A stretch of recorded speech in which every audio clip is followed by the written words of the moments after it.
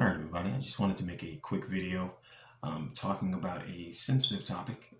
So when it gets further in the video, if at any point in time during the video you feel a little uncomfortable or anything, that's perfectly fine. If you just want to turn the video off or anything, again, you have every right to do so.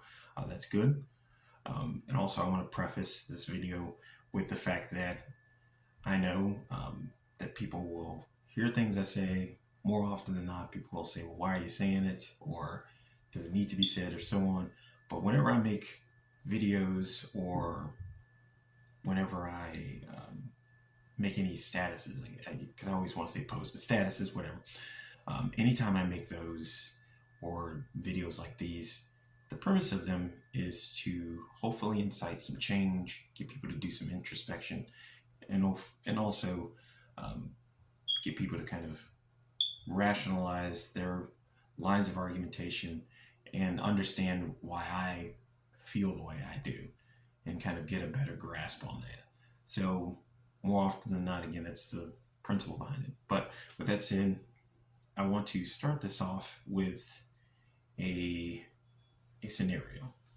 So if you know me, you know my belief structure. So let's say you invite me to a party, some gathering, and you say I can bring a guest. So I bring this guest, and this guest is some man you've never met. You don't know who he is.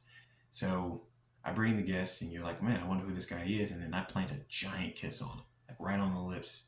And then I give him a big, huge hug, and then we're holding hands as we walk over to the table.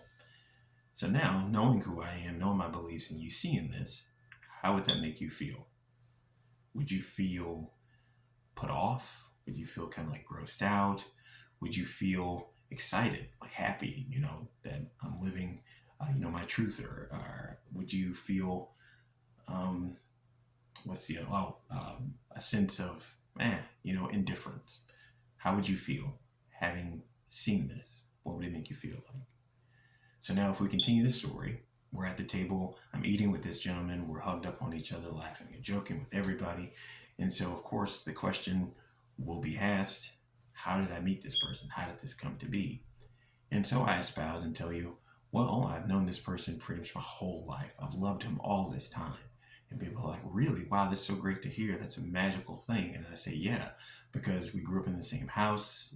He's my brother. He knows me better than anybody. And then everybody kind of stops, I would assume, and then beg the question, what do you mean, brother? Like, you mean like brother, like a homie, or you mean like your actual brother? I'd say, my actual brother. Now, if we go back to the previous question I asked, stopping the story there, would it change your answer? Would it make your answer different? Would you still feel disgusted or bothered or just uncomfortable? Would you still be very excited and happy for me? Would you still be like, man, whatever, indifferent? Would your answer be any different? That's the question.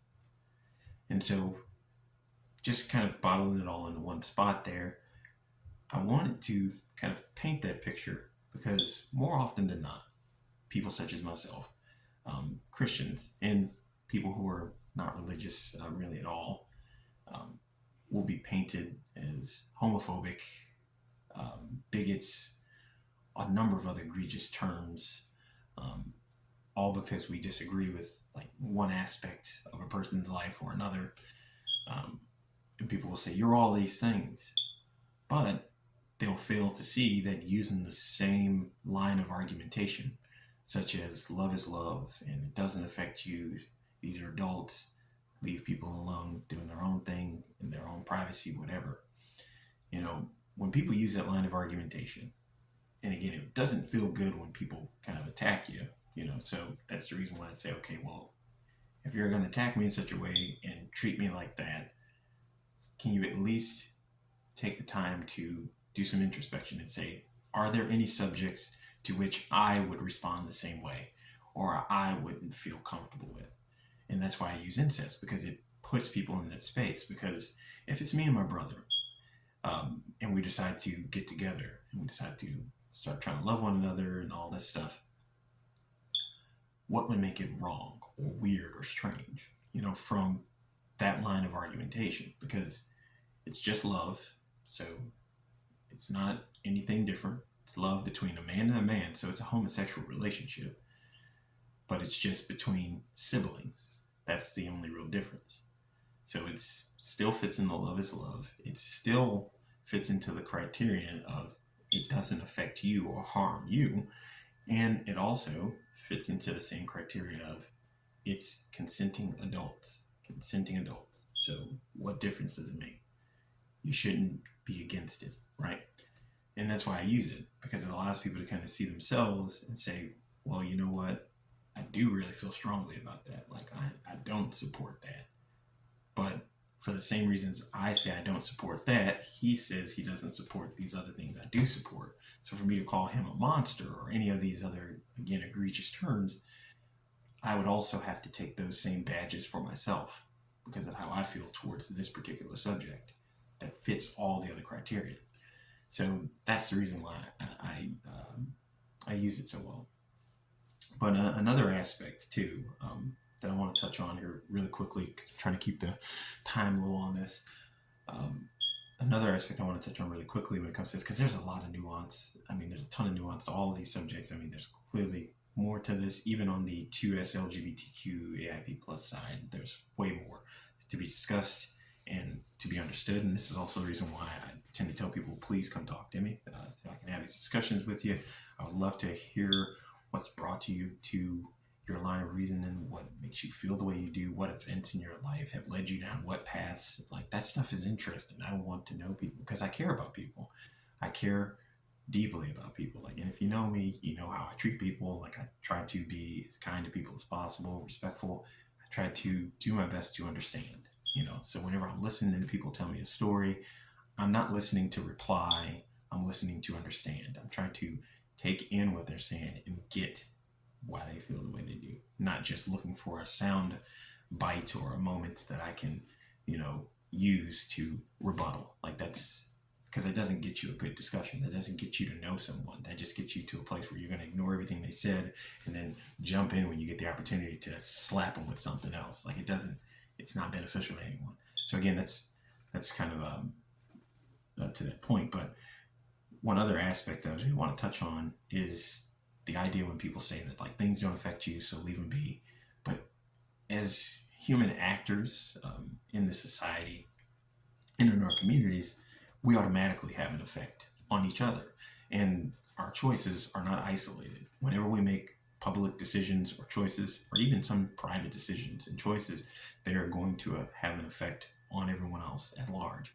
So when people say, who I just choose to sleep with, it has no effect on you, so you should leave it be. And I'm like, well, it actually does, because the more we talk about certain subjects or make those subjects more and more normalized or accepted in the groups that we even huddle in, even if it's just a tiny group of our own close friends, it will always branch out. And as it branches out, it will take effect on other people's lives as well, as we've seen, because there are plenty of things being brought down the pipeline, legislations that have already been enacted where you can't say certain things, can't do certain things, and so on with certain groups of people. And that's kind of the point of it, is that it will eventually take an effect. Now, again, I'm not talking about the actual physical abuses and unjustified things that happen with people and members of the LGBTQ plus AIP community or anything like that. Like, it's not speaking on those sorts of things. I'm speaking more of the social aspects of things, where if on certain jobs, or even just in jobs as a whole, where if you say, well, I don't really support it, and again, I like to use the term support, I say I don't support it, they'll say, oh my gosh, this guy, and then people will treat you differently, or you might lose your job. And again, these are social things that have occurred that are taking effect on people's lives, even though the starting point was two people who just want to be together. It branches out. It always does. So it's that same thing with, like, incest. Like, if we made it normal to where everyone says it's just the same as any other relationship, any other couples, anything else, it's the exact same level, then you do start to see some structural changes to where it will have an impact on other people's lives. Even if I choose to raise my kids saying that you can't sleep with your sister, you can't. You can't sleep with your brother. You can't sleep with me or your mom or your uncle or your cousin or your grandma or your grandpa. You can't. You can't do it, even if I raise my kid with that. The issue you have is what we kind of see even now is what happens when they go to school. What happens when they go out into the public spaces where they see things and stuff, and you've taught them everything you can, but there are going to be other people trying to teach them too, who are going to be sharing their views and other things openly as well, which means it's going to directly take an effect on you. You're going to have to address those things as they occur. That's an effect. Now, whether it's a positive or negative effect, that is up to the individuals to figure it out. It's kind of subjective in that way. But the baseline principle is that it does have an effect. It will affect my life in some way, shape, or form. So when people say it has no effect on you, you shouldn't care, I'm like, well, it will have an effect. And it may not have the immediate effect. Like the two people in front of me who say, well, I love this guy, this doesn't affect you. I say, yeah, your relationship does not directly affect me. But as time goes on, it will eventually affect my life, and it will make me either have to change how I approach everything or fall prey to legal issues and other ramifications of me holding my beliefs.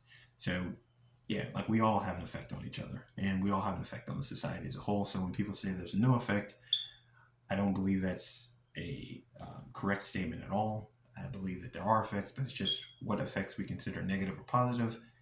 That's up to the individuals and society as a whole, is what they determine to say they think is negative, positive. But for me, um, I hold to the idea that it is a negative when certain ideologies and things move forward. Because again, as a Christian, there are worldviews and things that I'm just going to be vehemently against.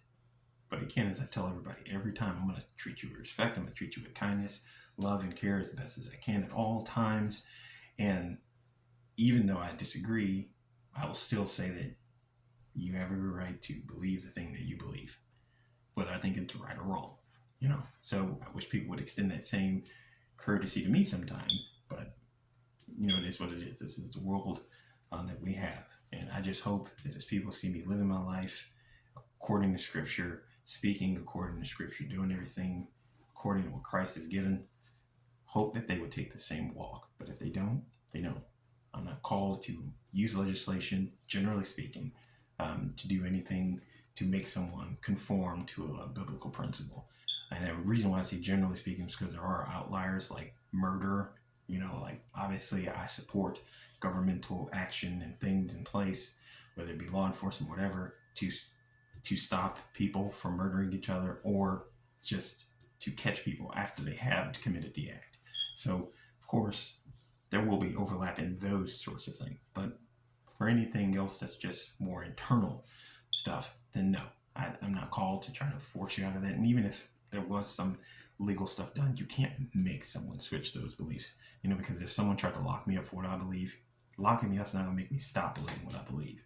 Because even if I'm unable to speak anymore because you bloodied my mouth up, I still have it up here. You can't take that away. So, yeah, it seems goofy when people attempt to do that sort of thing. But anyways, point being, I hope that this video, even if it's disheartening or makes someone uncomfortable, I hope that you don't take it and just say, well, I hate this guy.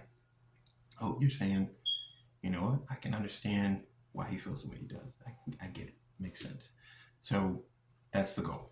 It's to hope that, again, as I said at the start and the outset of this, that it incites change, introspection, and rationalizing why you feel the way you do, checking your reasoning, and then also coming to an understanding of why I feel the way I do. And part of the reason why I don't go quoting a bunch of scriptures when it comes to this sort of thing is because, well, in the end, there are plenty of people out there who won't go with it if I just tell them, well, the Bible says so, because they'll just say, well, no, you're dumb sky daddy. I don't care who he is. I don't believe in him. So what does that have to do with me? So most of the time when it comes to that, I tend to use examples of things that just kind of, more like parables almost, kind of how Jesus did it, where you just give people stories and things within their own wheelhouse that allow them to question their own morality on the subject. That's the best option to go about it seems. But that doesn't mean there aren't any scriptures to support these views either, because whether you look at Jesus's view on creation and how it's in the beginning, it's male and female. He speaks of that in Matthew, I believe Matthew 19:4 and 5. he speaks directly to it because he says in the beginning, he made them male and female, and for this cause, a man. So he's equating male and man. He's putting those two as synonymous, not separate or split. There's, again, like it's, so there's plenty of scriptures for these things, but, or whether it be in like Romans, pretty much all of Romans speaking against stuff. It's just, again, there are plenty of scriptures, but the point is that I don't use those things because in the end, there are plenty of people who don't believe those things. So it's best to give people examples in their wheelhouse that they can understand from their belief structure. So that's the reason why I do it. Anyways, I hope that you enjoyed. And if you didn't enjoy, again, feel free to put it down in the comments, say something there. If you are a person who knows me closely, or even if you don't, feel free to send me a message. Ask me questions. Tell me, state your grievances with the video, anything. Because, I want to hear you. I want to understand why you feel how you do, and I'm open to hearing that. Now, that doesn't mean that I'm going to go, not being a Christian anymore because you say, well, I just hate your Christianity or something. Well, hey, that's too bad. I'm not going to stop that. But if there's something about my approach or something that I said that may have been a misnomer or off, please feel free to bring that to my attention, and so that I can be aware when I speak to people in other situations, so that I can be understanding of those things. So again, please do feel free. Hope you all have a good day.